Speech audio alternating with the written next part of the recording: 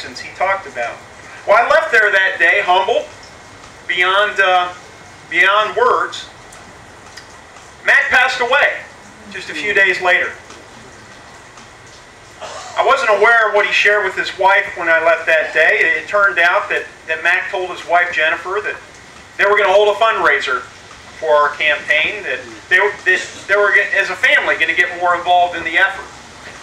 Ladies and gentlemen, just last week, I was at Mac's home. I was at David McFarland's home for a fundraiser.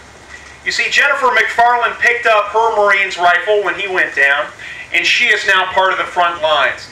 This is an example of the quality of people that are stepping up to take this country back, ladies and gentlemen. All of you are part of it. God bless you, and thank you.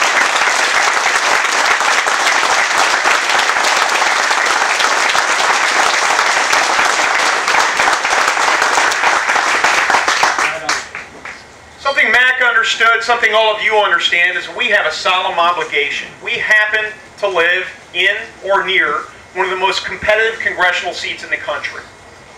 Control of the United States House of Representatives and our ability to block this out-of-control agenda may well rest on Indiana's 9th Congressional District.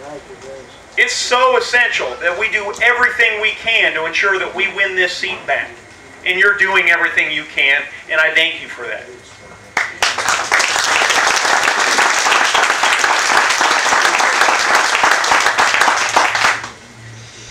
When we survey the political landscape and look at Washington, consider all the crazy legislation that's passed over the last 18 or so months, it's really breathtaking, isn't it? Yeah.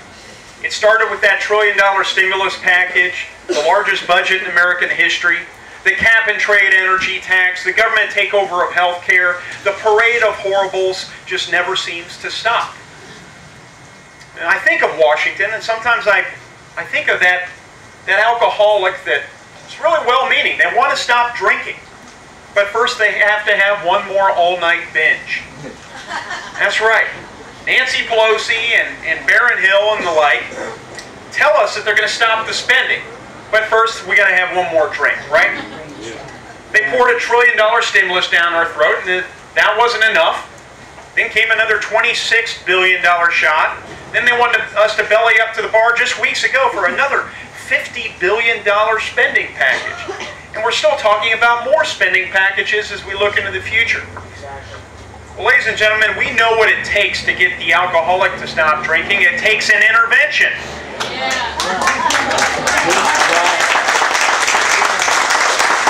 That's right. And to get Congress to stop, it takes an intervention too. It's called an election, and we're going to give them that intervention come November.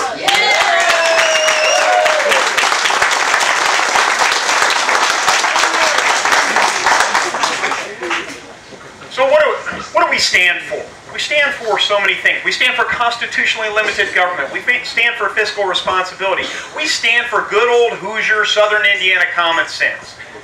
We can't continue to spend more money than we have on things we don't need, borrowing these funds from our foreign bankers and passing on the debts to our kids and grandkids. We need a balanced budget amendment. We need balanced budgets year after year after year. We have to stop these self-inflicted wounds of massive regulatory schemes. Cap-and-trade energy taxes. They're going to more than double our utility bills in the state of Indiana and send jobs overseas.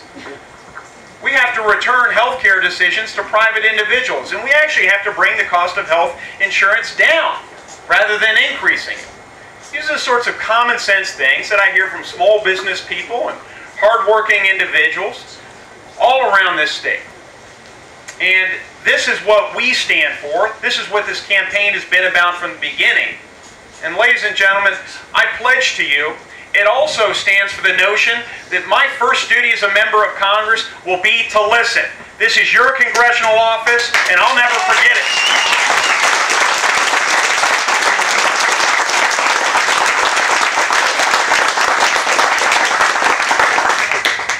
You want a member of Congress that works hard. You want a member of Congress who is principled and will stand up to his own party leaders when they lose their way. You want a member of Congress who will kick down doors when they're not open. You want a member of Congress with some backbone. And finally, you want a member of Congress that approaches this office with a high sense of personal ethics and integrity. Now, those are some pretty high standards, and I will work my very hardest to live up to them. I pledge you that. God bless you all. God bless America. And as we say in the Marine Corps, Semper Fidelis. Let's get it done.